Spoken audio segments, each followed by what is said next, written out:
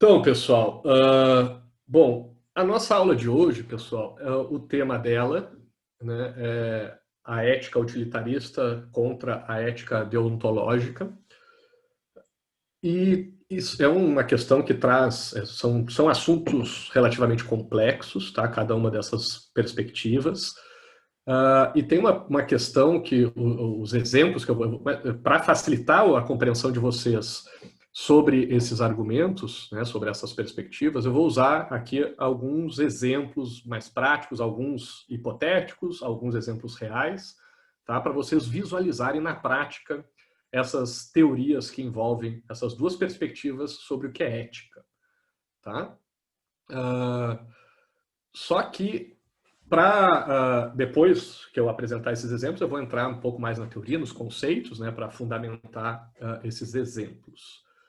Só que esses argumentos, essas perspectivas também servem de base, além para discussões sobre ética, sobre moral, que a gente vai aprofundar aqui na aula de hoje, também servem de base para alguns problemas práticos que a nossa sociedade atual vem enfrentando, né, por causa das novas tecnologias que a gente vem adotando, tá? Especialmente ferramentas, né, softwares de inteligência artificial que vêm sendo cada vez mais usados aí nas nossas sociedades, né, que procuram então replicar, né, o raciocínio, a inteligência humana, né, em máquinas. Eu, no meu curso de Direito, uso com os meus alunos exemplos sobre uma plataforma da IBM, né, chamada IBM Watson, que é uma plataforma de inteligência artificial da IBM, uma das mais famosas, que tem a sua versão específica para a área do direito, que se chama ROSS, R-O-S-S, né, e que faz diversas funções como se fosse um advogado. Né, consegue analisar documentos, livros, né, analisar as informações desses documentos, consegue redigir petições, peças jurídicas, né, recursos, é muito mais rápida do que um advogado ou uma advogada humana. Consegue, só para vocês terem ideia, quando eu vi a última vez, em 2017, que eu tive acesso a alguns dados sobre essa plataforma, ela conseguia analisar 1 bilhão de documentos ou 1 milhão de livros em 1 segundo, né, pessoal? Quanto tempo será que cada uma de vocês levaria para ler 1 milhão de livros? 1 milhão de livros, pessoal. Não é 1000, não é 100. É 1 milhão de livros. Né? É 1000 vezes 1000 livros. Sabe? Eu acho que algumas vidas, né, a gente levaria para ler 1 milhão de livros. Mesmo aquela pessoa que mais lê, eu acho que dificilmente vai atingir a marca de 1 milhão de livros. Uma pessoa que passa a vida toda lendo, né, dificilmente atinge isso. Essa máquina faz isso em 1 segundo. Uma coisa que a gente não vai conseguir fazer na nossa vida toda, ela faz em 1 segundo. E ela não lê que nem a gente, assim, li um livro, depois li outro, no quinto eu já estou esquecendo o primeiro livro que eu li, já não me lembro mais o que é de um livro, o que é de outro. Não, cara. Essa máquina sabe exatamente onde está cada palavra, cada vírgula, né, cada caractere de cada um desses livros, sabe de cor. Me disser, Ross, né, me diz quais livros desses 1 milhão de livros que você leu que falam sobre tal assunto, sobre utilitarismo. Ele vai me elencar todos os livros na hora, vai me dizer a página onde aparecem esses termos, né? Sabe fazer conexões e analisar relações gramaticais dentro desses textos, análises de texto, sabe? Então, é uma ferramenta muito superior à nossa capacidade humana, né? Além disso, ela é mais rápida também para produzir, né, as peças jurídicas. Ela produz em 20, 30 minutos uma peça que um ser humano levaria 2, 3, 4 horas para fazer. Ela é mais barata, né? Lá em 2017 também, né, que é de onde eu tenho esses dados, já era, acho que 30% mais barata do que a mesma atividade sendo realizada por um humano. É mais barato contratar essa plataforma da IBM do que contratar advogados ou advogadas. E é mais precisa. Lá em 2017 já era mais precisa, enquanto nós humanos tínhamos 70 e poucos por cento de acerto, em média, quando a gente fazia esses trabalhos, a máquina, essa inteligência artificial, já tinha 90, 95% de acerto. Tá? Então, muito superior, acerto, mais barato, mais rápido, mais eficiente em tudo do que a gente. Né? E já tinha escritórios no Brasil que já tinham versões customizadas, né, feitas sob medida para cada escritório dessa plataforma de inteligência artificial da IBM. Existem várias outras, né, só essa da IBM é mais famosa. Eu não sei, me lembro, né, aqui nessa turma a maioria era da ciência política. Eu desconheço, assim, de alguma plataforma de inteligência artificial específica para a ciência política, tinha que até dar uma olhada nisso. Eu já vi em alguns trabalhos que eu fiz, por exemplo, que lá o Congresso, né, está usando agora algumas ferramentas de inteligência artificial para que as pessoas possam colaborar com os projetos de lei que estão tramitando na Câmara e no Senado, né? Então, já não sei se já está funcionando, se está em teste ainda, mas me apresentaram, participei de uma apresentação, o pessoal mostrando que poderia, palavra por palavra de um projeto, ir lá, todo mundo poderia, né, ir lá e fazer comentários, e essa plataforma aí de inteligência artificial reuniria isso, passaria para os deputados, para os senadores, essas contribuições da sociedade. Mas eu não sei se vocês conhecerem outras formas aí de uso da inteligência artificial para a ciência política, para as relações internacionais, para a história, né? Não me lembro que mais, museologia, né? Aí depois Se eu vocês me puder contem. contribuir, professor Por favor, Serafina, Serafina, fala lá. eu sei também, acho que muitos deles já devem conhecer também o projeto Serenata do Amor, que também é uma Ah, ferramenta de inteligência artificial que acompanha os orçamentos de parlamentares do nível federal.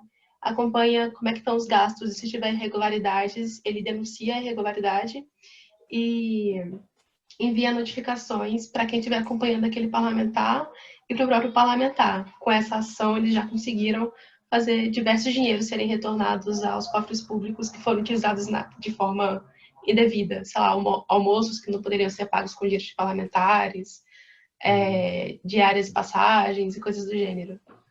bacana. Pessoal, fico aqui aberto aqui, peço que vocês contribuam, né? Como eu disse, vocês são de uma geração aí que está muito mais ligada nessas coisas, estão cada um e cada uma de vocês também nos seus meios profissionais aí de educação, de estudo, também tem acesso a novidades, informações que eu não tenho, então se vocês puderem contribuir aí me contando exemplos que vocês têm, fico aberto para isso. Mas eu ainda tenho a impressão, Serafina, não sei o que tu acha, de que as ferramentas que eu conheço nessa área da ciência política me parecem ser ferramentas auxiliares ainda, que ainda auxiliam, né, o profissional da ciência política a realizar a sua atividade, porque são atividades que os profissionais da ciência política não eram atividades que eram feitas por cientistas políticos e que a máquina estaria substituindo eles, né? O que é diferente no caso da advocacia. Eles falam também que seria só um auxiliar para os advogados, tem ferramentas também de inteligência artificial para tribunais que analisam os processos dos tribunais para dar mais agilidade e tal, mas de certa forma eu sinto ali no direito uma substituição mais próxima, né, das atividades dos advogados, principalmente de atividades repetitivas que tem muito no direito, né, coisas de usar modelos e tal e ficar repetindo a mesma coisa. Essas máquinas, imagino que muito rapidamente vão substituir uma boa parcela da mão de obra na área do direito. E na área da ciência política, eu acho que a coisa é mais customizada, né, exige mais uma análise mais individualizada de caso a caso, não é uma coisa tão padronizada quanto no direito. Então, eu acho que é um pouco mais difícil. Até na ENAP, eu não participei da pesquisa, mas era a mesma equipe que eu trabalho que fez essa pesquisa, juntaram várias metodologias diferentes para verificar entre as carreiras da administração pública quais carreiras seriam mais facilmente transformadas para o formato digital. Poderiam as pessoas serem substituídas, né, por meios digitais que pudessem fazer essas funções. Uma coisa que para mim foi reconfortante é que a carreira de professor, entre as carreiras da administração pública, né, a carreira de professor era a carreira que se considerou, usando um misto dessas três metodologias, seria a mais difícil da administração pública para ser substituída por inteligência artificial. Mas mesmo assim a gente vê aí cursos, né, EAD, cursos que usam, né, bonequinhos ali que dão a aula no lugar de professores. Então essa tendência acontece, acho que em todas as áreas, né? Na medicina, né, agora com a pandemia a gente viu vários movimentos nesse sentido. Mas por que eu estou falando de tudo isso? Porque esse movimento de transformação digital, que é o que eu trabalho nas minhas pesquisas lá na ENAP, esse movimento está levando num sentido de substituir atividades humanas, né, por máquinas. Isso a gente já fez em diversas fases, etapas da nossa história, né? Só que, até o Harari também comenta bastante isso, só que até então geralmente se substituíam atividades físicas, né, corporais, enquanto antes era um ser humano com um machado, sei lá, com uma serra elétrica, que ia lá cortar árvores ou colher as plantas numa plantação. A gente foi substituindo por máquinas na construção civil, enquanto antes era o homem que levantava as tábuas, os tijolos, agora vão tendo máquinas que vão fazendo isso no lugar dos homens. São atividades braçais, né, que teve uma etapa de transformação aí tecnológica que acabou substituindo atividades braçais, físicas, né, humanas, por máquinas. E agora a gente está vivendo um período onde a gente está substituindo atividades intelectuais humanas, né, por máquinas.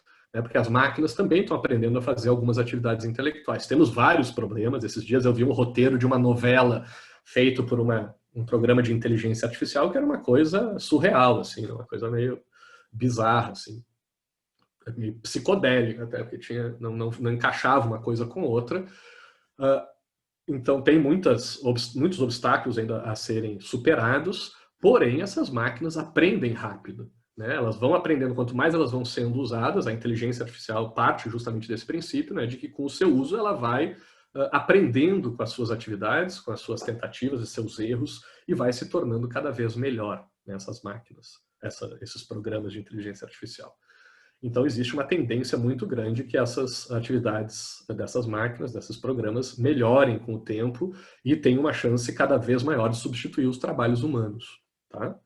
A aula de hoje, essa minha introdução, é para nos mostrar que a gente vai discutir esses temas na aula de hoje, né, com exemplos bem fora dessa discussão, mas que depois eu vou conectar para vocês, né, principalmente no nosso primeiro exemplo aqui, que a gente já vai começar, né, a ideia dos carros autônomos, né, que não precisam de motorista, que se dirigem sozinhos, que é a Uber, Google, né, várias empresas aí têm investido muito em carros que não precisam de motorista. Já existem alguns aí em testes em algumas cidades do mundo. Tinham até falado que iam montar um aqui em Brasília, um ônibus que ia ficar andando lá na esplanada dos ministérios. Não sei como é que ficou isso. Eu tinha visto que estava para ser lançado.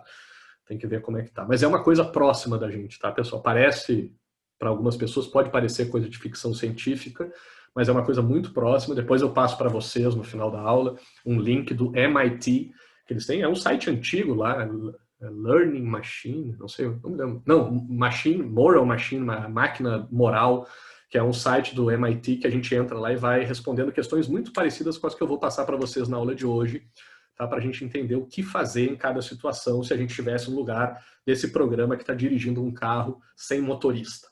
Tá? Então a gente vai começar o nosso primeiro exemplo aqui, na aula de hoje. Nosso primeiro dilema ético, a gente vai falar sobre questões éticas, tá, pessoal? De certa forma, a gente está falando, também depende do conceito que a gente usar, de questões morais, né? Também estamos falando sobre noções de justiça, né? E eu uso muito aqui, eu até coloquei o link lá para vocês, esse livro aqui do Michael Sandel, é um professor de filosofia política da Universidade de Harvard. Tá? O livro é maravilhoso, o livro dele, e também vou disponibilizar para vocês depois os links que tem todo o curso dele de filosofia política em Harvard, tem todas as aulas para vocês acessarem, né? Vocês vão ver que eu roubo muita coisa das aulas dele, porque eu sou fãzaço dele, tá? Então vocês vão ver que tem uma dinâmica também parecida com a da nossa aula aqui, de perguntar para um lado, perguntar para o outro. Os exemplos que eu vou usar na aula de hoje são todos copiados das aulas dele, mas são, na sua maioria, exemplos mais antigos. Esse primeiro que a gente vai usar vem lá da década de 60, várias pessoas usam para discussões sobre ética, sobre moral, também na área do direito, sobre justiça. Tá? Então, eu quero que vocês entendam esses dilemas que eu vou começar agora a trazer para vocês da seguinte forma. Tá? Geralmente, com os meus alunos do direito, eu tenho que explicar que eu não estou fazendo perguntas legais. Eu não quero que vocês me respondam o que é o certo ou errado a fazer com base no Código Penal, na nossa Constituição, sabe? Com base na nossa legislação. Não interessa qual é a legislação aplicada, não interessa em que país isso aqui está acontecendo e, portanto, qual a legislação que orienta cada caso. Eu quero que vocês pensem, eu quero que vocês olhem para dentro de vocês, não interessa o que os outros vão achar, não interessa nada, eu quero que vocês olhem para dentro de vocês e digam o que é a coisa certa a fazer em cada caso. Não é nem o que vocês fariam em cada caso, mas sim qual é a coisa certa a fazer, moralmente falando, eticamente falando, em cada caso. Tá? Então, essa é a pergunta em todos os exemplos que eu vou usar para vocês. Tá? Em cada situação, eu quero que vocês reflitam, tá, sobre qual é a coisa certa a fazer. Esse é o objetivo desses exercícios sobre dilemas éticos. E o primeiro dilema é o seguinte, pessoal. Espero que já tenha aparecido para vocês aí a imagem. Tá? Esse aqui eu copiei, eu fiz uns prints, umas montagens de um vídeo que tem no YouTube. Não sei como dar os créditos aqui para quem fez o desenho. Tá? Mas a ideia é o seguinte. Imaginem aqui nesse canto esquerdo, onde está meu cursor aqui, tá? Tem um bondinho vindo, ele está andando a 100 km por hora, tá? E se percebe em um determinado momento que ele ficou sem freio, que ele não tem como parar. E esse bondinho está andando, e como vocês podem ver aqui, se ele continuar andando reto na linha onde ele está, e é o percurso natural dele, ele vai acabar atropelando esses 5 trabalhadores que estão aqui na linha reta do trilho dele, e pelo tamanho do bonde, pela velocidade do bonde, a gente tem certeza que o bondinho vai acabar matando essas 5 pessoas. Não tem dúvida sobre isso, tá? Lembrando, pessoal, isso aqui é um dilema hipotético, tá? Então tentem evitar ficar divagando sobre outras alternativas possíveis e foquem nos parâmetros que eu estou trazendo para vocês. Então, o bondinho não tem como ser parado, é impossível de parar o bondinho. E se nada for feito, ele vai atropelar esses 5 trabalhadores. Não tem como avisar os trabalhadores, eles estão com tapa-ouvido lá, porque estão trabalhando com barulho. Então, eles não vão ver o trem chegando, eles vão ser pegos desprevenidos e, com certeza, vão morrer os 5. Tá? Esse é o nosso dilema, esses são os nossos parâmetros. O que vocês podem fazer, pessoal? Imaginem que vocês são esse carinha aqui, ó, do lado do trilho, com essa manivela aqui na mão. Vocês não têm muita coisa que fazer. Vocês só tem uma escolha que vocês podem fazer, uma alternativa. Acionar essa manivela, puxar ela, e como vocês podem ver aqui, esse fio dela está ligado aqui no trilho, e se vocês puxarem essa manivela, vocês vão virar esse trilho aqui e vão fazer o trem vir por esse trilho de baixo aqui. Vai salvar automaticamente os 5 trabalhadores, só que nesses trilhos de baixo tem um trabalhador também trabalhando no conserto desses trilhos, e a consequência, se vocês mexerem na manivela, é que esse um trabalhador vai morrer. Tá? Então vocês estão diante de uma situação onde só tem 2 escolhas. Ou vocês não fazem nada e deixam o bondinho seguir reto e matar 5 pessoas, ou vocês viram a manivela, puxam a manivela, mexendo no trilho ali, fazendo com que o bonde vá para a linha de baixo dos trilhos e mate uma pessoa. Importante dizer, pessoal, que não existe, dentro do nosso exemplo aqui, nenhuma diferença entre as pessoas, os 5 trabalhadores de cima e um trabalhador de baixo. Imaginem que todos têm a mesma idade, todos têm a mesma história, tá? Não tem nenhuma característica, vocês não conhecem nenhum deles, não tem nada particular sobre nenhum desses trabalhadores que os diferencie. Tá? Imaginem que eles são clones, tá? Um igual ao outro, não tem diferença nenhuma entre um e outro. Então, ou vocês deixam o bonde ir reto, matando 5 pessoas, ou vocês puxam a manivela e fazem o bonde descer para a linha de baixo e matar uma pessoa.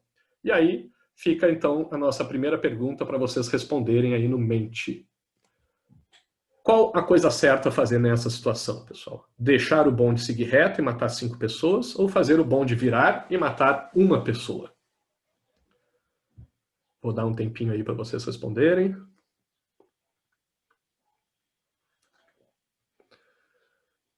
8 pessoas, 9 pessoas disseram que vão fazer o bonde virar e matar uma, 11 já. Só uma pessoa disse que deixaria o bonde seguir reto e matar 5 pessoas.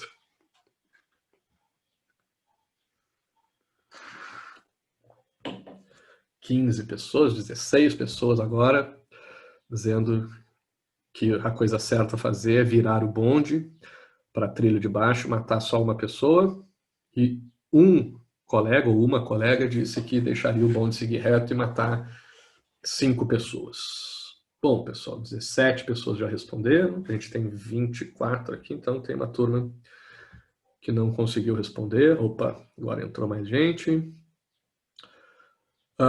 Pessoal, vou deixar aqui essa tela e vou abrir então para vocês me responderem o seguinte. Quem, entre os 17, por enquanto, aqui que responderam que iam fazer o bonde virar e matar uma pessoa, que é a maioria, por quê? Quem é que se candidata aí a me explicar por que faria isso? Tem alguém que sabe me justificar por quê?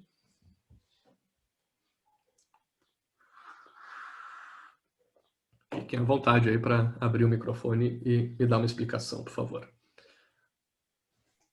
Bom, simplesmente falando, se a gente não sabe nada das pessoas, a gente assume que a coisa melhor a se fazer é salvar o máximo possível. Salvar 5 pessoas é melhor do que salvar uma, né? Acho que mesmo as pessoas que botaram o outro é menos eles dizendo, eu acho que é certo fazer isso, e mais eles dizendo, eu não seria capaz de fazer outra coisa. Então, tipo, mas eu vou deixar eles argumentarem contra ou a favor Isso, se eles quiserem falar. Mas tu votou para fazer o bonde virar, para matar uma pessoa, porque matar 5 é menos pior do que matar uma, seria Não é isso? como se eu soubesse nada dessas pessoas, então, Sim. tipo, vai nessa Perfeito. situação. Alguém respondeu a mesma coisa que o criatura aqui por alguma razão diferente? Que não seja essa questão quantitativa de que matar 5 pessoas é pior do que matar uma, né? No caso, matar uma é menos pior do que matar 5? Teve alguma outra razão que levou alguém a responder essa alternativa?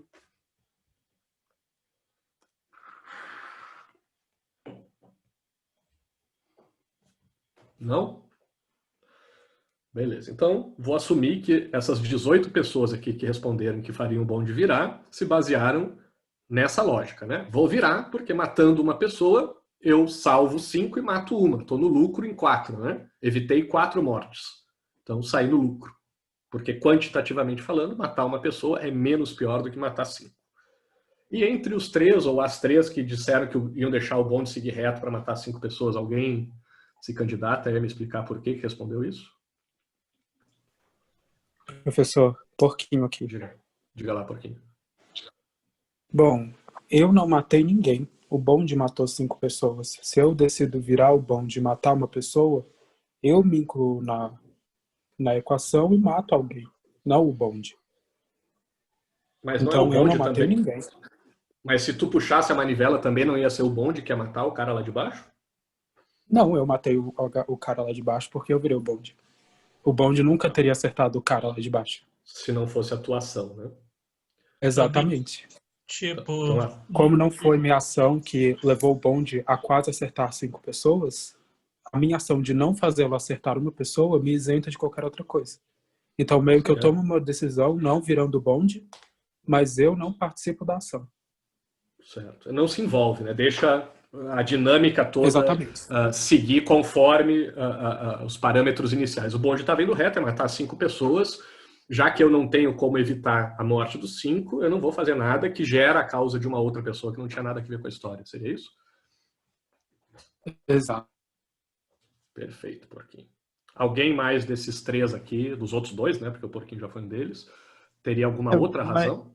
Tipo, eu tenho só um comentário a fazer, tipo... Vai lá, Jansen. Por exemplo, eu entendo essa parte de, tipo assim, por exemplo, eu virei a manivela e eu matei. Mas também tem o crime de omissão. Tipo, você se omitiu, você não fez nada e morreram 5. Então, tipo, sei lá, de qualquer forma, é um dilema, tipo, difícil, assim. Eu não sei como que se aplicaria nesse caso específico, mas geralmente a omissão é tida como um crime para algumas situações especiais, né? Um policial, um bombeiro, um médico, alguém que tem uma obrigação legal de fazer alguma coisa numa situação.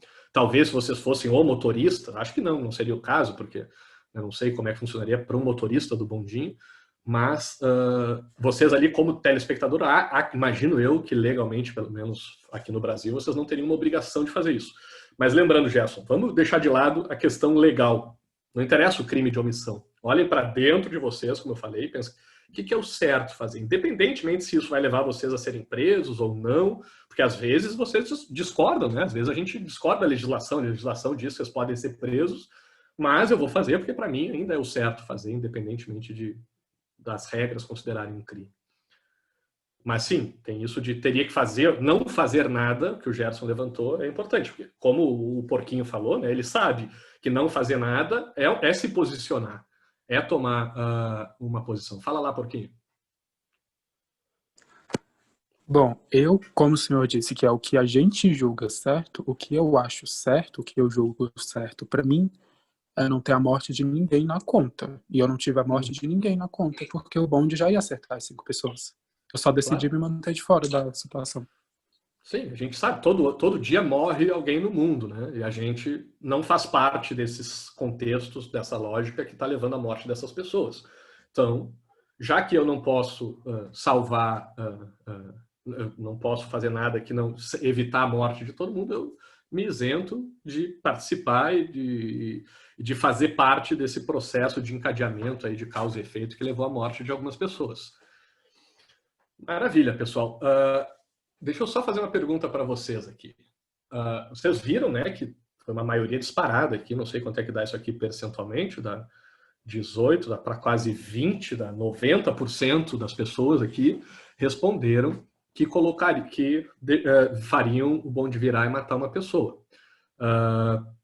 O criatura ali colocou a razão disso como sendo uma questão quantitativa e todo mundo aparentemente concordou, né, que essa seria a razão de virar e matar uma pessoa, porque matar um é menos pior do que matar 5. Vamos seguir a lógica da maioria, então, agora. Lembra que eu falei para vocês dos carros autônomos aí, que não tem motoristas?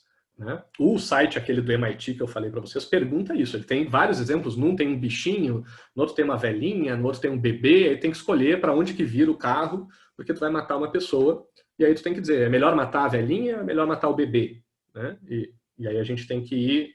Eles estão usando essas respostas desse site para entender o princípio moral que está por trás dessas ações, para entender qual é a coisa certa a fazer em cada uma dessas situações. Ou seja, eles querem criar uma regra para programar os carros, né, e dizer, olha, carros, quando vocês estiverem numa situação dessas, né, entre matar 5 ou matar 1, siga a seguinte lógica dessas 18 pessoas aqui da turma. Sempre procure matar a menor quantidade possível de pessoas. Tá? Então, seguindo a lógica que vocês estão trazendo aqui para esse exemplo, se a gente fosse programar um carro autônomo, a gente programaria ele dizendo, numa situação onde vai morrer algumas pessoas de um lado, outras do outro, procure sempre a situação onde morre menos pessoas. Porque essa é a coisa certa a fazer. Vocês concordam? Alguém discorda dessa lógica, desse princípio moral que a gente utilizaria como regra nessa situação aqui? Seria isso? Ou tem alguma outra lógica? Para os 18, claro.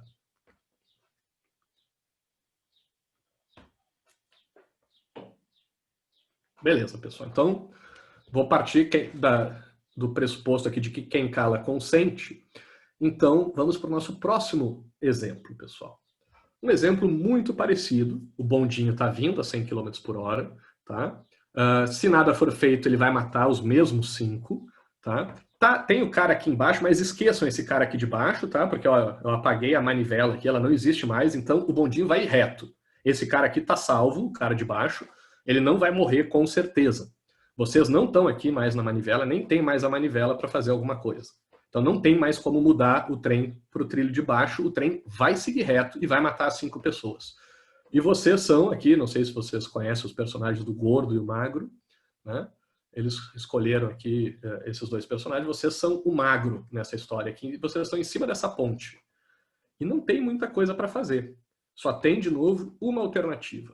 Né? 2, na verdade. Ou vocês não fazem nada, deixam o bonde reto e matar 5 pessoas, ou vocês aproveitam que o amigo de vocês ali, o Gordo, está dando bobeira, e vocês dão só um empurrãozinho ali, como ele está na beirada da ponte, dá só uma cutucada nas costas dele, que com essa cutucada ele vai passar por cima da ponte e vai acabar caindo em cima do trilho do trem.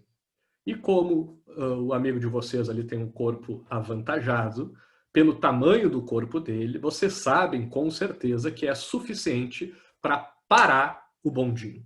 Ele vai morrer, obviamente, com a batida do trem, mas vocês têm certeza, nesse exemplo, né, que o corpo do amigo de vocês vai ser suficiente para segurar o bonde ao custo da vida dele. Então, agora vocês têm 2 opções. Ou, de novo, não fazer nada e deixar as 5 pessoas morrerem, ou empurrar o amigo de vocês ali, ou não precisa ser amigo, né, o conhecido de vocês, o não amigo, tanto faz, Também considerem como se o gordo fosse que nem os 5 trabalhadores, tá? É uma pessoa não é amigo, eu estou fazendo confusão aqui, esqueçam do amigo. Ele é uma pessoa indiferente, assim como os 5 trabalhadores, tá? Vocês empurrariam o gordo para ele cair nos trilhos e ser morto salvando 5 pessoas? Ou vocês não empurrariam o gordo e deixariam o bonde matar as 5 pessoas na frente? De novo, lembrando, não é o que é legalmente correto ou não, olhem para dentro para vocês o que a consciência de vocês diz que é o certo a fazer nessa situação. Deixar o bonde seguir reto e matar 5 pessoas ou empurrar o gordo da ponte e matar só uma pessoa? O que vocês fariam?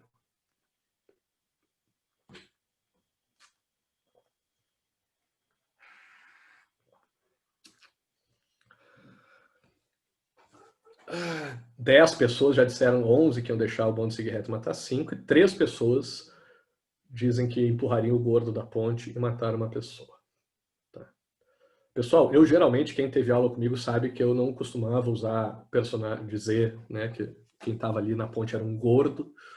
Eu não acho muito bacana isso, essa forma de abordagem. Eu falava de um lutador de sumô, né, para falar do corpo avantajado. Acho que não tem a carga negativa que o termo gordo traz, né, ou pode trazer, dependendo de como a gente interpretar. Mas o desenho que eu consegui ali trazia já o personagem gordo magro. Depois eu converso com você sobre essa questão de politicamente correto, politicamente incorreto. A gente, uma outra hora, fala sobre isso. Mas só para deixar claro aí que eu gostaria de não usar o termo gordo, mas o desenho meio que me empurrou para isso. 13 pessoas agora dizem que iam deixar o bonde seguir reto e matar 5 pessoas, e 5 pessoas diriam que empurrariam o gordo da ponte para matar e matariam só ele, né? Uma pessoa. 14 agora. O outro tinha dado que 18-3, né? Esse aqui está quase o oposto, né? Agora tem 14 contra 5. Entre aqueles que, da maioria, de novo, vamos para a maioria, quem deixaria o bonde seguir reto e matar 5 pessoas, por que faria isso? Alguém se voluntaria aí para explicar a razão? Fala lá, porquinho. Acho que, de novo, pelo mesmo motivo. Tipo, quem matou foi o bonde, não eu. Eu empurrei a pessoa da ponte.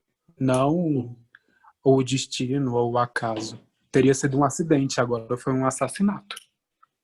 Perfeito. O porquinho está coerente, né? Ele deixaria os 5 morrer no primeiro, deixaria os 5 morrer no segundo, porque ele continua lavando as mãos e dizendo o problema é do bonde, não tenho nada com isso. Mas vamos procurar então... Oi. Eu sou uma das pessoas que marcou o outro, mas agora que me ocorre é porque, tipo assim, essa outra situação é tão mais absurda que a anterior, por causa que envolve você ter certeza que o corpo do cara vai parar o bonde. Eu sinto que mesmo que eu marquei os 5, porque eu imaginei se fosse uma situação que eu tinha, mas quanto mais eu pensei, mesmo que eu tivesse certeza, eu provavelmente estaria errado. Foi só porque é uma situação tão absurda. Claro, no outro é muito mais fácil, como tem o trilho do trem, a gente tem certeza. Tem variações, todos esses exemplos aqui, tá, pessoal? Tem uma variação dele que é muito interessante, que vocês têm a opção de tentar tombar o trem, o bondinho, né? Fazer o bondinho cair do trilho. Só que isso tem 50% de chance de salvar todo mundo e 50% de chance de matar todo mundo. Né? E aí o que se faria? Então, todos esses exemplos aqui têm variáveis onde aquele cara de baixo... já passo para ti, Clark Kent. O cara de baixo lá que estava no trilho de baixo é alguém conhecido de vocês. Eu sempre falo que na primeira, eu marcaria também que eu viraria para matar uma pessoa só em vez de 5. Tá? Eu estava junto com a maioria na primeira. Agora, se o cara de baixo fosse meu filho, né, e tivesse 50 pessoas na linha de cima, eu acelerava o bondinho para matar os 50 fácil. Se eu não conhecer, nem interessa quem são os 50, mas matava 50 pessoas fácil para salvar meu filho. Não me interessa a quantidade se o um for meu filho, entendeu? Então, dependendo de quem for a pessoa, tem exemplos onde os 5 são assassinos e o cara de baixo é uma pessoa muito boa, né? Então, tem variações, né, desses exemplos quase ao infinito. Tem um que o trilho é circular, então dependendo do lado que tu vai matar um primeiro e depois mata o outro. Então, sim, tem diversas variações, né? Mas, como eu disse, são exemplos hipotéticos, esse é o problema desses exemplos primeiros, porque são hipóteses, né? Não são exemplos reais, como a criatura falou. Na realidade, a gente não tem essa certeza de que empurrando o gordo vai salvar, mas vamos tentar nos ater aqui aos parâmetros, como eu falei, né, do exemplo, e vamos imaginar que a gente tenha certeza. Então, acho que o criatura respondeu, né, que é deixar o bonde seguir reto, porque não empurraria. É isso, criatura? Não empurraria o gordo, né? Se eu entendi correto. Clark Kent, explica aí pra gente o que tu colocou e por quê. Eu também mudei de opção na primeira vez. Eu falei que ia colocar para matar só uma pessoa e agora eu deixei o bonde seguir reto. Eu acredito que no primeiro exemplo ele te induz a tomar uma posição. Por exemplo, se eu só estivesse passando pelo local e visse a situação, eu ia provavelmente seguir o mesmo exemplo do porquinho. Eu não ia interferir, porque eu acho que é só algo que está acontecendo. Mas o jeito que é apresentado o exemplo faz você pensar que você precisa intervir naquela situação. E já nesse segundo, não. Parece que você só vai intervir se você quiser intervir. E parece que tu tá mais de fora, né, da situação. Isso. E no primeiro parece que eu tenho que tomar essa decisão, como se eu já estivesse com a mão lá na alavanca. Sim. Tem um exemplo também, que era o que eu usava antes na sala de aula, que era que vocês, ao invés de estarem com a alavanca, vocês são motorista do bonde. E acho que dá ainda mais, né, a sensação de que a responsabilidade é de vocês. Vocês estão dentro do bonde, né? Sim. Beleza. Mais alguém, pessoal, que deixaria o bonde seguir reto e não que votou antes que viraria a manivela para matar uma pessoa, porque matar um é menos pior do que matar 5, mas nesse caso aqui mudou de ideia e deixaria o bonde seguir reto, matando 5 pessoas e não empurraria o gordo? Eu mudei também, professor. Por que, Gerson? Tipo, porque eu achei essa situação diferente da outra. Tipo, sei lá. Por mais que na outra você causasse a morte do cara, quem ia de fato matá-lo era o trem. Dessa vez... Todos, né? Se a gente for se apegar aqui, às vezes sempre é o bonde que mata. Não, depende. Tá, às vezes mas o cara poderia não morre morrer na queda. Tudo bem, mas não... Tudo bem, mas tipo, é aquilo que o outro colega falou, não lembro quem foi que falou. Que, tipo, é uma situação muito hipotética, né? Tipo... Claro. Então, tipo, sei lá, eu mudei pensando nisso, entendeu? Tipo... Entendi. Sei lá. Algum de vocês se incomoda com o fato de empurrar o gordo? E diz, olha, antes era puxar uma manivela, mas agora empurrar ele me incomoda, que parece que eu tô matando alguém. Foi exatamente isso que eu pensei, exatamente isso. E vem cá, e se eu mudasse, em vez de empurrar o gordo, vocês voltassem lá pro lugar da manivela, e a manivela, ao invés de virar o trilho, abrisse um alçapão que tá embaixo do gordo na ponte e fizesse o gordo cair no trilho. Faria alguma diferença?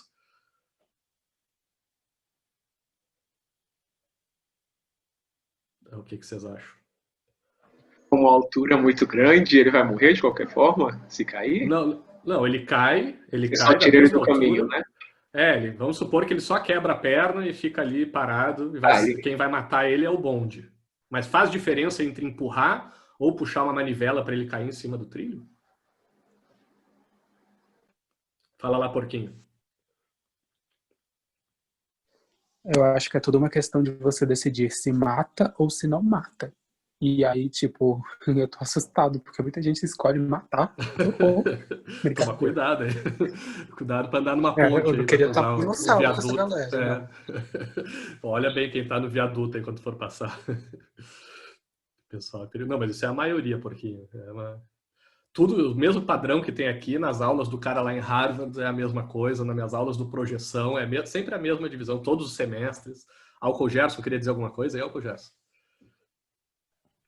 Eu acho que, assim, no primeiro exemplo, os dois, as 5 pessoas e o cara lá de baixo estão na trilha do trem, então eles estão correndo risco.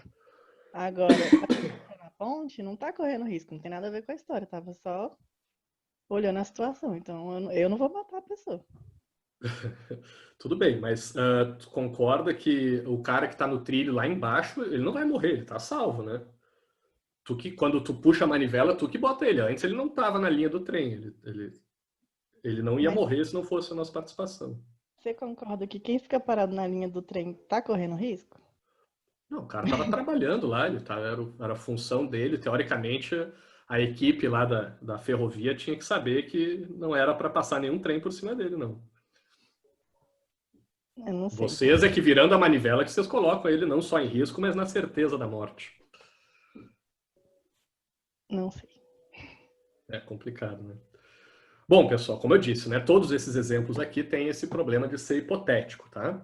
Mas vocês perceberam que no primeiro vocês usaram uma lógica, vocês iam programar o carro lá do Uber ou da Google, né, iam dizer, olha, carro, procure sempre matar menos pessoas, né? Então vamos supor que a gente tivesse programado o carro, que o carro ia tentar dar um jeito de empurrar o gordo, se a gente tivesse programado ele desse jeito, né? O carro ia ver, tem como eu bater na ponte, fazer o gordo cair e só matar o gordo, evitando a morte dos 5, né? Porque com base naquele princípio ético, né, que a gente usou para resolver o primeiro problema, leva a essa conclusão. Aí vocês fariam o oposto do que a maioria colocou, que agora está mais bem dividido, né? 75% deixaria o bonde seguir reto e 25% empurrariam o gordo, né? Só que aqui fica uma coisa mais de que é errado empurrar o gordo, é errado matar alguém, né? É errado eu interferir na ação, não tenho nada que ver, parece que eu não participava, né? Mas, né, eu deixo aqui para vocês, não precisam me responder agora, eu quero que vocês fiquem pensando sobre isso, né? Que vocês reflitam qual é a diferença de uma situação para outra, né? Eu sei que parece que a gente está mais envolvido numa situação do que em outra, mas como é que a gente explica essa diferença de estar mais envolvido numa do que na outra? É difícil, tá? Vou trazer um outro exemplo, o segundo dilema ético da aula de hoje. Imaginem que vocês são o único médico ou a única médica de um hospital, tá? E de repente chega uma ambulância com 5 pessoas levemente feridas, tá? Elas estão feridas, né? Sofreram um acidente, um bondinho passou por cima delas, tá? E elas precisam de tratamento. Se vocês, o único médico ou a única médica desse hospital, forem tratar essas 5 pessoas e só cuidarem dessas 5 pessoas, vocês conseguem salvar as 5 em 24 horas, tá? Se vocês não tratarem as 5 em 24 horas, as 5 vão morrer. É ferimento leve, é fácil, teoricamente fácil, porque vocês conseguem tratar as 5 pessoas em 24 horas, mas se não for feito nada, elas morrem. E, ao mesmo tempo, numa outra ambulância, chegou uma pessoa gravemente ferida, toda estrupiada, toda arrebentada, tá? E essa pessoa, ela está gravemente ferida, significa que ela precisa de muita atenção. Também dá para salvar ela, só que vocês vão gastar todas as próximas 24 horas só tratando ela. E aí vocês não vão poder tratar os outros 5, tá? E elas vão morrer nessas 24 horas. Então, agora vocês têm 2 opções. Ou vocês tratam as 5 pessoas levemente feridas e salvam as 5, deixando essa uma aqui que está gravemente ferida morrer, ou vocês tratam só a pessoa gravemente ferida e deixam as outras 5 morrerem. De novo, olhando para dentro de vocês, não interessa o protocolo médico de hospital, não interessa o que diz a nossa legislação, qual é a coisa certa a fazer numa situação dessas? Tratar e salvar 5 pessoas ou tratar e salvar uma pessoa?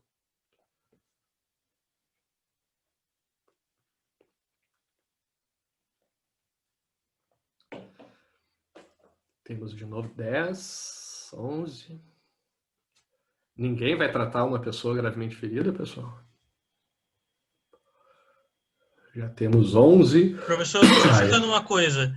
As pessoas levemente feridas, basicamente, seriam pessoas que têm chance de não morrer, né? Não.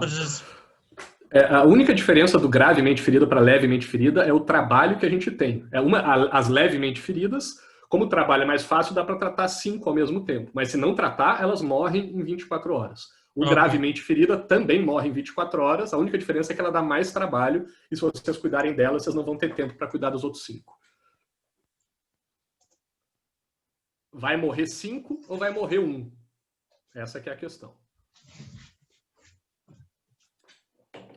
E aí, pessoal, entre os 16 aqui, de novo, temos uma maioria dizendo para salvar 5 pessoas e deixar 1 morrer. Entre esses 16 aqui, por que vocês fariam isso?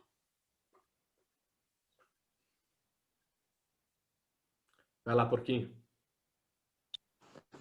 Nossa, eu vou parar de levantar a mão, mas enfim. Não, é bom, levantar a mão fica mais fácil aqui. Nesse caso, a gente tem a opção a gente não tem a opção de não salvar ninguém, porque você escolhe quantas pessoas você pode salvar. Então, nesse caso, dá para decidir salvar mais de uma pessoa. Na outra situação era se envolver e matar alguém, ou não se envolver e deixar a situação correr sozinha. Nessa, os médicos têm que escolher entre um e outro. Perfeito. E, de novo, é uma questão quantitativa, Porquinho, que te faz decidir? Também. Porque É uma questão salvar quantitativa, cinco... é uma questão de recursos, é uma questão de prioridades. Perfeito. Das 16 pessoas que marcaram aqui que iam salvar 5 pessoas levemente feridas, alguém usou alguma outra lógica que não seja essa de que salvar 5 é melhor do que salvar só um? Teve alguma outra razão?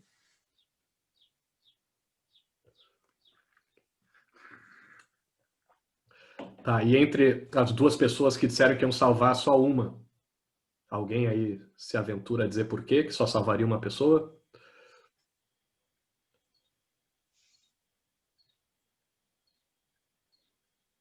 Não? O pessoal vai deixar 5 morrer e não quer aparecer, né? Nenhum dos dois aí me diz por que salvaria só uma pessoa em vez de salvar os 5? Só para a gente entender qual foi a lógica.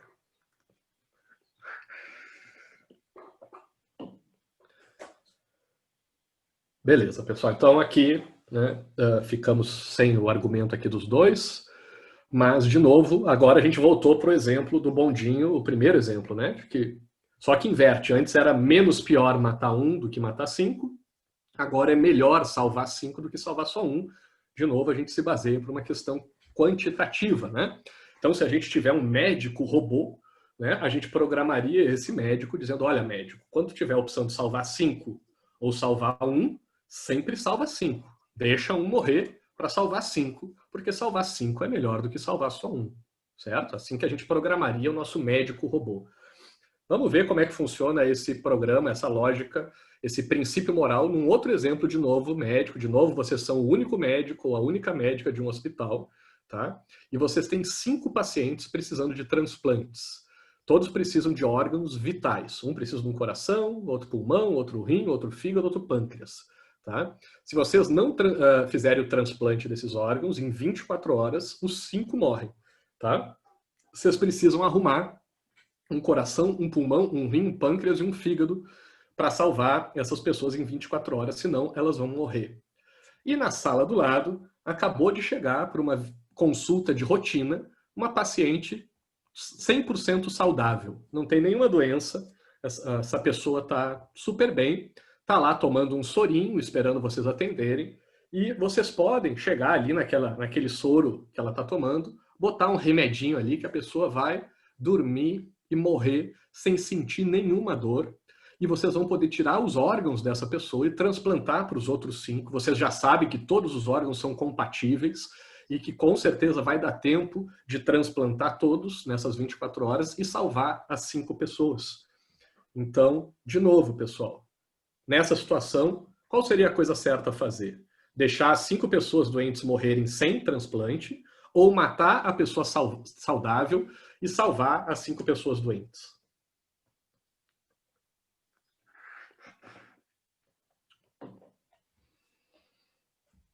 Eita, mas vocês gostam de mudar de ideia, hein, pessoal?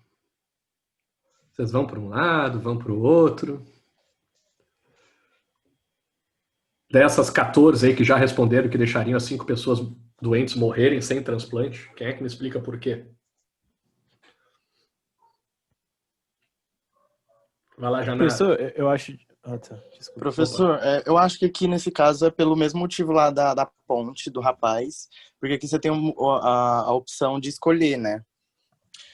De efetivar ali a morte da pessoa para salvar as outras 5. Aqui você se ausenta, né? De um fato que já está posto, que é a morte das 5, a possível morte das outras pessoas. E evita enfim, você interferir e assassinar uma outra, né? Tu participa mais, né? Intervém mais. Isso, a pessoa não... Uma coisa, no outro exemplo, se o médico não fizesse nada, os 6 iam morrer, né? Então, estavam indo para a morte já. Nesse caso, a pessoa saudável não estava indo para a morte. Vocês é que vão matar ela, né? Acho que essa é a lógica, né? Realmente de acordo com as consequências. E aqui não interessa. Vejam que o robô médico que a gente tinha programado antes, dizendo que sempre entre 5 e 1 era para salvar 5, né? O robô é da tilt. Quer dizer, aí, gente, vocês me disseram para salvar 5 em vez de 1, e agora eu vou deixar o 1 sobreviver e deixar os 5 morrer. Né? Qual é a diferença? Ah, mas aqui tu participa. Não, o robô vai dizer, mas eu estou participando igual, eu sou o médico do hospital.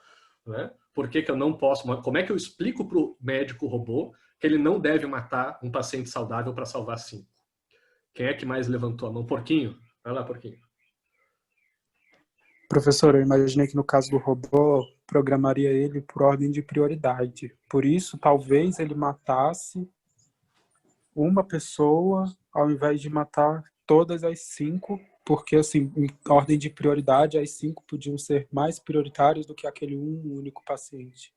Nesse caso, por ordem de prioridade, mata as 5 pessoas porque não tem órgão para transplantar. O paciente está vivo ainda. Não tem como o robô não é um assassino. Só teria que explicar para ele, olha, tu pode, para salvar, né, tu pode escolher entre 5 e 1 quantitativamente, mas não pode matar alguém, né, para conseguir esse resultado quantitativo melhor. Só que aí tem que entender que no caso de deixar o paciente que estava gravemente ferido morrer, isso não é matar alguém. Agora, ir lá e matar a pessoa saudável é matar alguém. A gente teria que achar uma forma de explicar essa diferença para o médico robô. Quem mais tinha levantado a mão? Alguém queria falar? O Gerson? Não sei quem queria falar aí.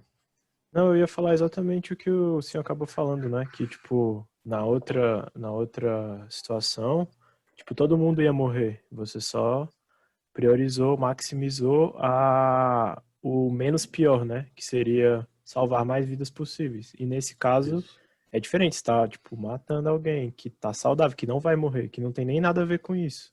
Então, foi exatamente o que você falou que eu ia falar. Então, eu deixo. Maravilha. Quem é que tá com a mão levantada? Tem a Janara e o Porquinho. Janara. Não, professor, já falei que eu esqueci de abaixar. Beleza. Tranquilo. Mais alguém, pessoal? Queria fazer algum comentário aqui?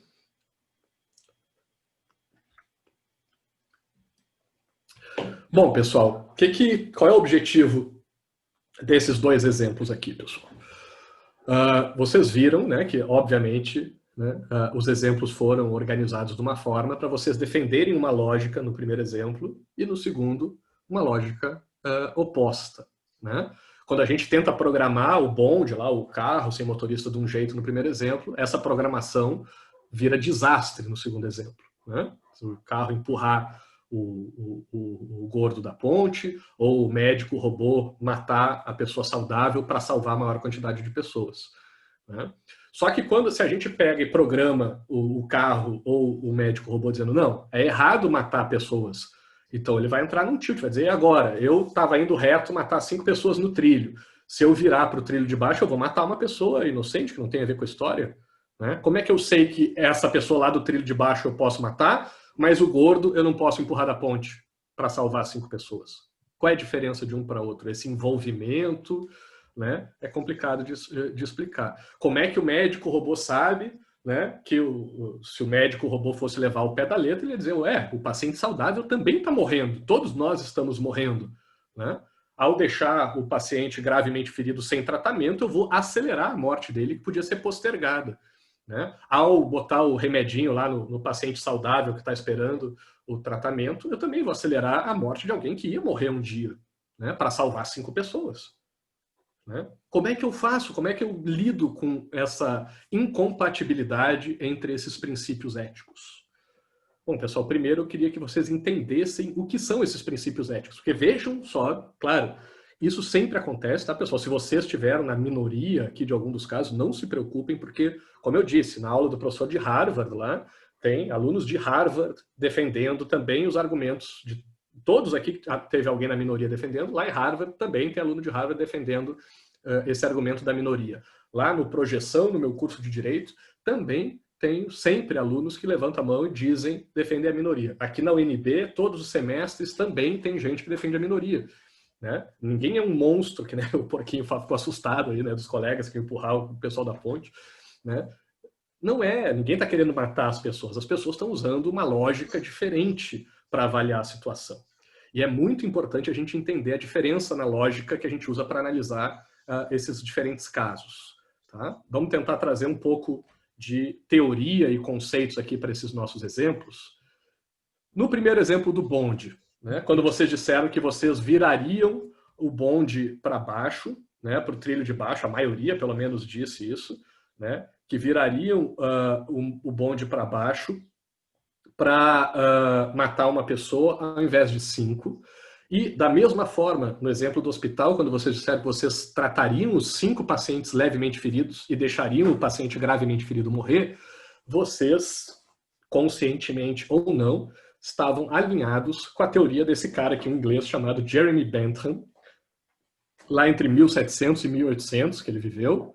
É o pai fundador de uma teoria chamada de utilitarismo, né? A gente está tratando aqui nessa aula como ética utilitarista. Esse é o primeiro teórico aqui que a gente vai usar para fundamentar essa perspectiva. Qual é a perspectiva do utilitarismo? O utilitarismo defende que a gente deve analisar uma situação tendo como foco as consequências dessa ação. Então, o que interessa em todos esses casos para o Bentham e para qualquer utilitarista são as consequências de uma ação. Então, o que vai acontecer? Num caso, morre 5 ou morre 1. Então, o utilitarista, com base no utilitarismo, sempre decidiria matar 1 do que 5. O utilitarista viraria o bonde para baixo para matar 1, para salvar os 5. O utilitarista empurraria o gordo da ponte para matar 1 e salvar 5. O utilitarista também iria com a maioria, no primeiro exemplo do médico, salvando os 5 levemente feridos e deixaria o 1 gravemente ferido morrer. E no último, por mais estranho que pareça, o utilitarista, para ser coerente com os seus princípios, teria que matar o paciente saudável para salvar os 5, porque o foco é nas consequências. Ele matou 1 e salvou 5. É melhor essa consequência, né? Mesmo que tenha que matar alguém saudável, né? Mesmo que tenha que empurrar alguém da ponte que não tem nada a ver com a história. O que interessa para o utilitarista é a consequência de uma ação. E como que o utilitarista analisa a consequência de uma ação? O princípio moral, ético, que guia o utilitarismo é a busca permanente pelo maior benefício possível para o maior número possível de pessoas, né? O Bentham defende, no texto que eu botei lá para vocês, ele explica que ele acha que todos os seres humanos são guiados por 2 motores, né? O prazer e a dor, e a gente deve sempre tentar maximizar o prazer, né? As coisas boas, os benefícios, e minimizar a dor, os prejuízos, né? Então, o foco de um utilitarista é as consequências de uma ação, né? E tentando sempre maximizar os benefícios. Tá? Isso é a lógica utilitarista. Por outro lado, né, quando vocês disseram que não, o porquinho lá que defendeu que ele não ia virar o bonde, porque ele não ia se meter, porque o bonde quer matar as pessoas, porque é errado virar o bonde, mesmo que é para matar 5, mesmo que seja para salvar 5 e matar só uma pessoa, eles, não, eu não viro, eu não mato ninguém, azar do bonde, é o bonde que está indo matar alguém, não sou eu. E virar o bonde para matar uma pessoa, mesmo que seja para matar 5, é errado, porque matar alguém é errado, né? E na mesma lógica, a grande maioria de vocês, no último exemplo, disse que não mataria uma pessoa saudável, mesmo que fosse para salvar 5. Como disseram que não empurrariam, a maioria disse que não empurraria o gordo da ponte, mesmo para salvar 5. Não interessa as consequências, porque para um cara que nem o Kant, né, também viveu aqui entre 1700 e 1800, né, próximo do Bentham, né? Ele é um exemplo da nossa ética deontológica. A ética deontológica traz uma carga de dever numa ação. A gente tem princípios que orientam as nossas ações e que nos obrigam a agir de determinada maneira, que é a maneira certa de agir em cada situação. Essa é a lógica deontológica. E o Kant usa um conceito, né, para explicar isso, que ele chama de imperativo categórico. É uma coisa que, categoricamente, né, a gente tem que fazer de forma imperativa, de forma insubstituível. Não pode agir de outra maneira, a gente tem que necessariamente agir daquela forma. E como é que a gente sabe como agir com base no imperativo categórico? É analisando não mais as consequências da ação, que nem faziam os utilitaristas, mas sim a própria ação em si. E com base no imperativo categórico, né, e com o foco na ação em si, a gente deve buscar, através do uso da razão, vai defender o Kant, né, a gente vai usar a nossa razão, tentar entender cada situação, e achar, com base na razão, leis universais, que todos nós vamos chegar à mesma conclusão se a gente usar a razão, né? E a gente vai perceber que aquilo é o certo fazer. Todos nós vamos concordar que é errado matar alguém, né? O Kant vai dizer isso, que ninguém vai discordar disso, que matar alguém é errado e que, portanto, a gente não deve fazer isso, a gente deve evitar fazer isso de todas as maneiras, não interessa as circunstâncias e não interessa as consequências. Não mate alguém, mesmo que seja para salvar 5 pessoas, tá? E esse, então, é o debate da nossa aula aqui entre ética utilitarista e ética deontológica. Tá? Tem um exemplo atual, já estamos aqui terminando, tá, pessoal? Só para ilustrar melhor, porque eu vi uma notícia aí que saiu essa semana, teve um caso, essa semana não, já faz um tempo, lá em Cuiabá, se eu não me engano, num condomínio, uma menina que matou a amiga com uma arma, deu um tiro e acertou o rosto da menina. Né? Não se sabe se a menina se desequilibrou e a arma disparou sem querer. Né? Não se sabe se a menina foi dar um susto na amiga com a arma, não sabia que ela estava carregada, foi fazer uma brincadeira e acabou matando a amiga. E também tem a tese de que talvez as duas tenham brigado e a amiga quis matar a outra menina. Tá? Pensem na mãe da menina que morreu, tá? Essa que perdeu a filha de 14 anos. Para a mãe, que diferença faz o que aconteceu? Que diferença faz se foi um acidente, e a arma disparou sem querer, se foi uma brincadeira que deu errado, a guria foi assustar e acabou matando, ou se teve uma briga e a guria quis matar a filha dela e matou. Na prática, ela perdeu a filha. Tá? Nesse aspecto, não faz diferença nenhuma a lógica deontológica, o foco na ação em si, o que a guria estava querendo, quais eram os motivos da menina que atirou na outra que morreu. O que interessa é a consequência. A menina morreu, a consequência é a mesma, a mãe ficou sem a filha dela.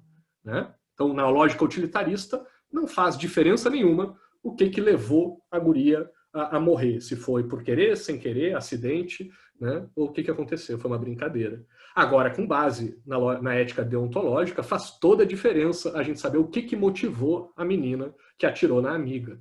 Foi um acidente e ela não tem culpa, ela não quis fazer aquilo, né? A ação não foi para matar a outra, mas foi sem querer, ela não tem culpa, então a gente inocenta a amiga. Né? Ela quis matar a amiga e intencionalmente foi lá e atirou na amiga para matar, bom, aí ela tem culpa. Né? Ou no outro, no intermediário, ela foi brincar e sem querer acabou matando. Aí eu não sei, a gente fica na dúvida, né? Se a brincadeira tem a vontade de matar ou não. Teoricamente, com base na ação em si, ela estava só brincando. E a consequência é que foi ruim, mas a vontade dela de brincar não é errada. Não é errado a gente querer brincar com a amiga. Né? O problema é da consequência é que a amiga morreu, mas isso é o problema da consequência e não da ação em si. Por último, pessoal, vou trazer um último exemplo real para vocês, de novo já estouramos nosso tempo, mas só para deixar uma inspiração para vocês pensarem para a próxima aula. Esse é um exemplo real que aconteceu na Inglaterra de 1800, eu acho, deixa eu ver se eu tenho a data aqui. Deixa eu só achar. Século XIX, é 1800 e pouco, tá? É um caso famoso também nos cursos de direito, um processo entre a coroa britânica contra Dudley e Stephens. Tá? O que aconteceu? Uma matéria de jornal na época descreveu da seguinte maneira: nunca houve uma história de naufrágio no mar mais triste do que aquela contada pelos sobreviventes do navio Mignonet, que é esse iate, na verdade, que está aí no desenho de vocês. O navio afundou no Atlântico Sul, ele estava indo fazer a volta ali na África, tá? A mais de 2.000 quilômetros da costa. Haviam 4 tripulantes: Dudley, o capitão, Stephens, o imediato, Brooks, o marinheiro, e o camareiro Richard Parker, de 17 anos de idade. Todos contaram a mesma história sobre o que aconteceu. Uma onda atingiu o navio e ele afundou. Os 4 tripulantes conseguiram escapar num bote e ficaram à deriva nesse bote. O único alimento que eles tinham eram 2 latas de nabo em conserva, 2 latas. Nada de água fresca. Nos 3 primeiros dias eles não comeram nada. No 4º dia eles abriram a primeira lata de nabo e comeram inteira. No dia seguinte eles conseguiram pescar uma tartaruga e eles comeram essa tartaruga junto com a outra laba de nabos. E isso permitiu que eles sobrevivessem por mais alguns dias. E depois, por 8 dias seguidos, eles não comeram nada, nem beberam nada. Nem comida, nem água, pessoal. Imagina todo esse tempo sem comer nem beber praticamente nada. Quero que vocês imaginem, porque isso é uma situação real. Aqui não é mais exemplo hipotético que nem os outros. Isso aqui aconteceu. tá? O que vocês fariam? Eles fizeram o seguinte, nessa altura, o camareiro, lá, o Richard Parker, não seguiu o conselho dos mais experientes e acabou bebendo água do mar e estava lá no fundo do bote já desfalecido, meio que em coma já, quase morrendo, parecia que ele estava morrendo. E no 19º dia, o capitão resolveu então fazer um sorteio para ver quem que deveria morrer para salvar os outros. O Brooks foi contra, aí eles cancelaram o sorteio. No dia seguinte, como nada aconteceu, o Dudley, o capitão, disse, ó, vou ter que dar um jeito nisso, pediu para o Brooks virar de costas, tá? E foi para o Richard Parker com uma navalha na mão, rezou uma prece, pediu desculpas, disse a sua hora chegou e cortou a jugular do Richard Parker. Tá? Durante 4 dias, os 3 se alimentaram, tá, do corpo, comeram a carne, tá, os órgãos e beberam o sangue do Richard Parker. No 24º dia, o Dudley escreveu da seguinte forma no diário dele. No 24º dia, enquanto tomávamos nosso café da manhã, um navio finalmente apareceu. Obviamente, o café da manhã deles era o Richard Parker, o pessoal que eles estavam comendo. Os 3 sobreviventes foram resgatados por um navio alemão que estava passando por ali e levaram eles de volta para a Inglaterra, onde eles foram processados, imediatamente presos e processados. Eles diziam que tinham agido por estado de necessidade, feito a única coisa que eles podiam fazer, porque senão eles iam morrer se eles não matassem o Richard Parker e comessem ele. O promotor diz que não, que assassinato é assassinato e não tem jeito. Então eles eram utilitaristas, né, os que mataram para comer, melhor um morrer para salvar 3, e o promotor era deontológico, era kantiano e dizia que não, que matar alguém é sempre errado. O que vocês fariam numa situação dessa? Saiu no jornal, né, esse caso, como foi para o júri. Se você estivesse no tribunal do júri, a nossa última pergunta de hoje é qual seria o veredito de vocês? Vocês acham que essas pessoas eram culpadas pelo assassinato do Richard Parker ou inocentes porque agiram em estado de necessidade? Só uma curiosidade, tá, pessoal? Se vocês assistiram As Aventuras de Pi, o nome do tigre que está no barco com o Pi, náufrago, é Richard Parker por causa dessa história aqui também. Tá? Então, essa é uma história bastante famosa. Pessoal, eu não vou perguntar aqui muito para vocês por que vocês fariam, porque a gente já estourou demais o nosso tempo, mas eu quero que vocês saiam dessa aula refletindo sobre isso no seguinte perspectiva, né? O que é o certo a fazer numa situação dessas? Eu acho que tem uma resposta fácil de dar, apesar de ser uma resposta irreal. Para mim, só tem uma forma de eu saber o que é o certo de se fazer. Para mim, esses 3 caras mataram o Richard Parker e comeram ele e foram resgatados depois, certo? Beleza. Se eu tivesse, que nem no exemplo do bonde e do hospital, se eu tivesse certeza que se eles não fizessem isso, os 4 iriam morrer, eu diria, com certeza, se eu fosse o juiz, eu diria inocentes, que nem a maioria de vocês respondeu. Porque tendo certeza que se eles não fizessem isso, os 4 iam morrer, o Richard Parker ia morrer de qualquer jeito e desse jeito eles teriam conseguido salvar uma pessoa. 3 pessoas às custas da vida de uma pessoa. Certo? E aí, então, saíram no lucro. Apesar de fazer uma coisa contrária ao imperativo categórico, matar alguém, né, para garantir a sobrevivência de 3. Estaria pensando nas consequências. Né? Por outro lado, se eu tivesse certeza que eles poderiam ser salvos, os 4, se eles esperassem mais 4 dias, era só o que faltava, eles tinham aguentado 19 dias, faltavam mais 4. Né? E os 4, inclusive o Richard Parker, poderia ser salvo, eu não teria dúvidas para dizer que eles são culpados e que o que eles fizeram está errado. Certo? Só que tem uma coisa, pessoal, como a gente viu na nossa introdução, na vida a gente não tem gabarito. Como vocês muito bem falaram na aula de hoje, né? A gente não sabe, a vida não nos dá certeza de que empurrando o gordo vai parar o trem. Eu não tenho certeza que matando o inocente eu vou transplantar os órgãos para os outros. Né? Assim como o Dudley, o Stephens e o Brooks não sabiam se, deixando o Richard Parker vivo, eles iam ser salvos, ou que se eles não matassem o Richard Parker, todos eles morreriam. Né? E aí é que fica a questão. Para mim é fácil resolver a questão, é só me dar o gabarito, é só me dizer o que aconteceria se agisse de uma maneira ou de outra, aí eu digo o que é certo ou errado. Caso contrário, eu não consigo me posicionar, porque eu não sei. Pode ser totalmente errado, pode ser totalmente certo o que eles fizeram. Agora, vocês poderiam também me argumentar o seguinte, professor, beleza, o senhor trouxe agora um exemplo real, mas é um exemplo do século XIX, que aconteceu em alto mar, né? E eu não ando de barco, não viajo de navio, isso nunca vai acontecer comigo. Então, eu não sou médico de hospital, eu não sou motorista de bonde, né? Isso não vai acontecer comigo. Eu não sou juiz, jurado de nada, eu não preciso me preocupar com essas coisas. Mas minha última provocação da aula de hoje, para vocês ficarem pensando até a nossa próxima aula, é o seguinte: isso não acontece na nossa realidade atual, nas cidades onde a gente vive, né? Se vocês saírem da casa de vocês e forem até o centro, a rodoviária, né, algum lugar do supermercado, não tem uma chance grande de vocês passarem por alguém que mora na rua e que volta e meia não tem o que comer, né? E que essa pessoa pode vir morrer de fome, ou pode ter um filho, um parente, um amigo doente que precisa de um remédio, a pessoa não tem dinheiro para comprar um remédio, e se não roubar um remédio de uma farmácia, o filho pode morrer, ou se não roubar uma comida no supermercado, o filho pode morrer.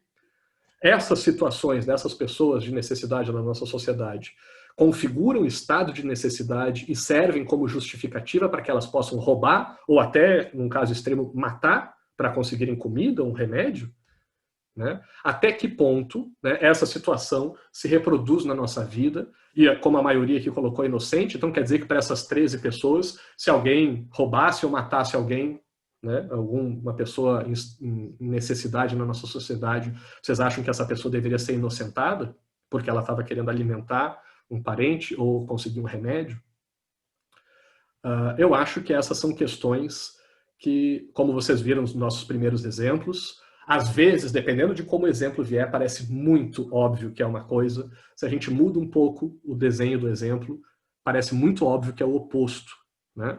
Se eu contar essa história para vocês aqui, explicando um pouco o perfil dos caras que mataram o Richard Parker, se eu contasse mais da história do diário dele, a indiferença com que ele tratou a morte do Richard Parker, se eu mostrasse que o Richard Parker era um jovem inocente, que ele não tinha filhos, né? Talvez você dissesse, pode morrer porque ele não tem família, ele era órfão e não tinha filhos, né? Ou não, se vocês vissem que o outro não era muito escrupuloso, eram pessoas com algumas atitudes meio erradas, talvez você dissesse, não, coitado, o Richard Parker era bonzinho e os caras que mataram ele eram malvados, e a posição de vocês mudasse completamente.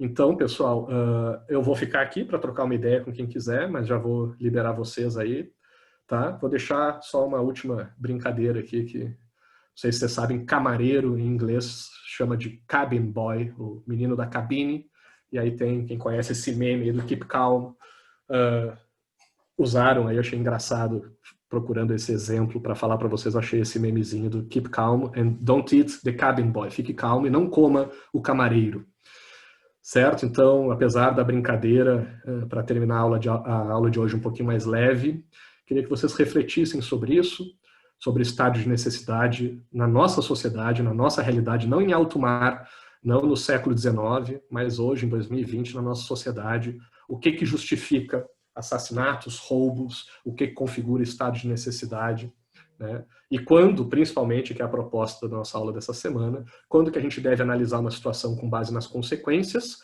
e quando a gente deve analisar uma situação com base na ação em si. Esse vai ser o nosso debate na próxima aula, pessoal. Alguma dúvida, alguma questão, fico à disposição de vocês.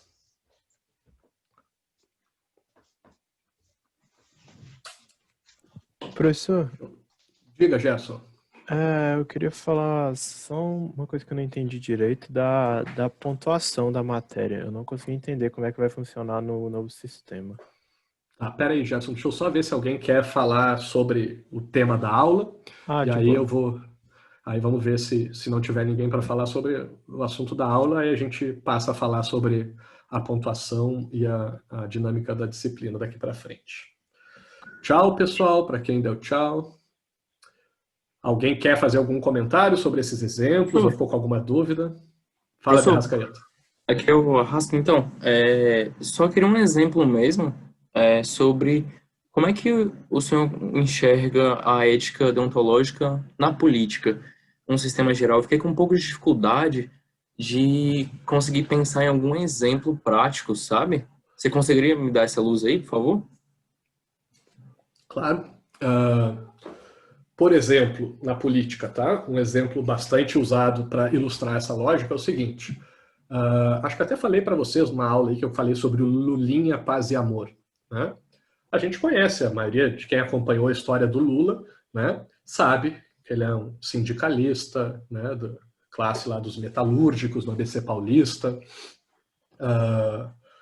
de esquerda, né, não sei, confesso que eu não sei porque, qual é o posicionamento, que eu também tem muita gente mais de esquerda, né, ou até, entre aspas, né, mais socialista ou comunista, que geralmente se vincula com ateísmo, né, mas tem gente que é de esquerda, ou até comunista, socialista, e que não é ateu ou ateia.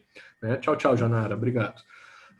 Mas, se eu não me engano, acho que o Lula tinha falado alguma coisa sobre religião, sobre ser ateu, né? Ou, sei lá, se a gente pegar o Haddad e a Manuela Dávila nas eleições passadas, foram muito criticados quando apareceram nas eleições numa missa, né, numa igreja. Ou o Lula também, algumas pessoas criticam ou elogiam a postura dele de parar de falar sobre reforma agrária, sobre aborto, sobre religião. Agora, para um político ser eleito, como a gente viu, pelo menos na lógica anterior do consenso, né, era muito recomendável que o político não discutisse questões religiosas, não manifestasse a sua verdadeira opinião. Então pode rolar num debate, né, de um político, imagina o Lula ou o Haddad ou a Manuela num debate, e o adversário pergunta, vem cá, e qual é a tua religião? Né? Seguindo a lógica deontológica, né, o certo que a pessoa deveria fazer é, o dever moral dela é falar a verdade. Não interessa as consequências, certo? Então o Lula, a Manuela, o Haddad deveriam ter dito, olha, eu não sou católico, eu sou ateu ou ateia, né? Ou sei lá, alguma outra vertente, ou sou da Umbanda, ou eu sou espírita, não sei. Né? O que não pega muito bem num país católico como o nosso. Né? Então, pensando de forma eleitoral, usando a lógica utilitarista, né, dentro dessa lógica política, um candidato deve se moldar seus valores, suas posições, visando o resultado, as consequências. Né? Para eu me eleger, eu tenho que me adequar aos valores dos meus eleitores. Isso seria usar a lógica utilitarista. Usando a lógica deontológica ou imperativo categórico do Kant, a gente vai dizer que mentir é errado e não interessa as circunstâncias eleitorais e não interessa as consequências, mesmo que isso leve à sua não eleição. Você deve ser fiel aos seus princípios, aos seus valores, às suas ideias e, quando for perguntado sobre isso, manifestar a verdade. Acho que esse seria um exemplo, pelo menos dos que me vem à cabeça aqui, mais geral, que pega essa questão eleitoral, que eu acho que é bem exemplificativa na política. Obrigadão, professor. Deu uma luz massa aqui. Obrigadão. Beleza, maravilha, Rasca. Mais alguma questão aí, pessoal, sobre a aula, sobre o assunto da aula de hoje? Depois eu entro nas pontuações. Tem sim. Gerson, aguentei que ele já responde. Gerson, fica tranquilo. Mas eu fiquei lembrando de um livro. Na verdade, não é nenhuma dúvida, é só uma colocação mesmo, que eu fiquei lembrando daquele livro da Hannah Arendt, do Eichmann, do julgamento do Eichmann, que eu esqueci o nome exatamente agora. E como na defesa dele, ele meio que dá essa coisa de como ele é uma peça da engrenagem ali, uma engrenagem da máquina, de que como ele, assim, ele só está fazendo a função dele, assim, ele me pareceu muito essa coisa de visão utilitária dele, eu só estou fazendo aqui o meu trabalho e tudo mais, não importa mais ou menos como é que eu estou fazendo, então. Só para conferir. A lógica utilitarista é muito, né, dos regimes fascistas e nazistas, né? É a lógica de que não interessa, óbvio, né? Estão partindo de uma ideia de que existe um grupo que é prejudicial para a humanidade como um todo, né? No caso, sei lá, dos nazistas, vão pegar os judeus ou os não arianos, né? Então, exterminar aqueles indivíduos, né, que não são da raça certa, né, a boa, né, seria justificável, né, mesmo uma chacina em massa, né, seria justificável por causa das consequências, que, com base na lógica deles, obviamente, né, teriam um resultado de eliminar as pessoas erradas da sociedade, que causariam mal para a sociedade. Então, sim, é uma lógica. Se aceita matar uma pessoa, mesmo, obviamente, o nazista vai saber que não é legal matar uma pessoa, mas ele se justifica né, com base na lógica de ter um resultado melhor. Inclusive, pessoal, né, a discussão foi muito acirrada entre o Kant, entre o Bentham, depois o Mill, né, o Stuart Mill tenta defender o Bentham depois de novo, a gente vai explicar um pouco melhor a tese do Mill mais para frente, mas se discutia isso, né, até que ponto a gente pode usar as pessoas, os indivíduos, para atingir bens, né, benefícios para a sociedade. Se justifica a gente torturar um terrorista para que ele conte onde tem uma bomba que vai matar centenas, milhares de pessoas? Para um utilitarista, com certeza. Para o Kant, né, para um deontológico, não, certo? Então, é uma questão, às vezes, complicada, tá? A Máscara está falando aqui que, parecido com o caso do barco, tem o caso de um avião que caiu no Chile com o time de rugby.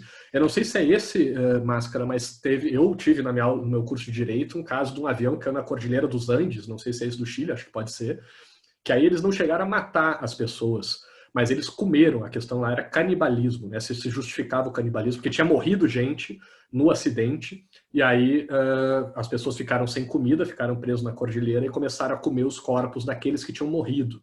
Não chegaram a matar, isso, comeram a carne congelada. Então, é a mesma lógica, né? Se justifica o canibalismo porque eles não tinham outra forma, é bem mais leve, né? Eu acho que é mais fácil justificar o canibalismo, apesar de ser bizarro, né? O Dudley, esse também explica que ele olhava para trás, ele diria, eu jamais conseguiria comer uma carne de um outro ser humano numa situação normal, mas o meu estado era tão de necessidade. Tem umas imagens, eu não consegui achar para mostrar para vocês, mas que desenhos, né? Porque na época não tinha foto, mas diz que esse barco alemão que resgatou os 3 sobreviventes teve que amarrar os caras e puxar eles, içar eles para o barco, porque eles não conseguiam subir a escada, de tão mal que eles estavam no barco, que eles realmente estavam quase morrendo, né? E tem o caso também do time, todo mundo me fala dos exploradores de caverna, que eu acho, não sei se tem alguma série, porque que todo mundo sempre fala disso nas minhas aulas, quando eu dou esses exemplos, né? E a gente teve um caso muito parecido agora com o time de futebol, aquele, né, na Tailândia, onde é que foi que eles ficaram presos na caverna, salvaram eles a tempo, levaram comida, mas também quase que chega num ponto onde eles iam ter que, né, resolver essa questão, ou morria todo mundo de fome, eles começavam a comer uns aos outros, estavam presos numa caverna também. Mais alguma questão, pessoal, sobre o conteúdo da aula? Professor, eu ia sair, achei que eu ia precisar sair, mas descobri que não. Voltei e eu tenho uma questão a fazer desse último caso que a gente falou, do barco. Eu fui uma das pessoas que votei por culpabilizar, né, os 3, por pensar numa consequência social maior, né, ali numa posição de juiz. Aqui a gente já está numa situação real, então a gente consegue, né, pensar em consequências com mais abrangência do que naqueles casos hipotéticos que só eram entre um ou outro, né, uma coisa quase que numérica. Isso. E aí, então, tipo, pensando numa consequência social, assim, dessa decisão de tornar eles inocentes, talvez seria bastante nocivo, né, assim, dar essa mensagem à sociedade, assim, no lugar do juiz, né. Aí eu pensei por essa lógica, assim, o que você acha? Imagina, Janaro, não precisa nem ir para a sociedade, pode ficar no barco deles, né? Porque, beleza, os 3 lá mataram o Richard Parker e comeram eles. Só que eles não sabiam se ia aparecer o barco alemão depois de um tempo. E se não aparece o barco esse? E eles continuam dias e dias. Aí vai ter que matar o segundo entre os 3, para que 2 sobrevivam, né? E aí, se não aparece mais entre os 2, tem que matar o outro para que um sobreviva. Porque essa seria a lógica, né?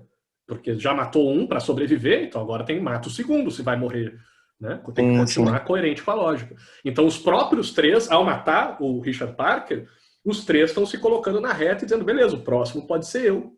Sim. Quem diz que eu não vou continuar aqui, daqui a pouco eu vou ter que ser morto? Então, claro que isso cria um problema. Isso cria uma lógica de que é permitido, ou aceitável, pelo menos em determinadas situações, que se mate alguém para resolver o problema dos outros.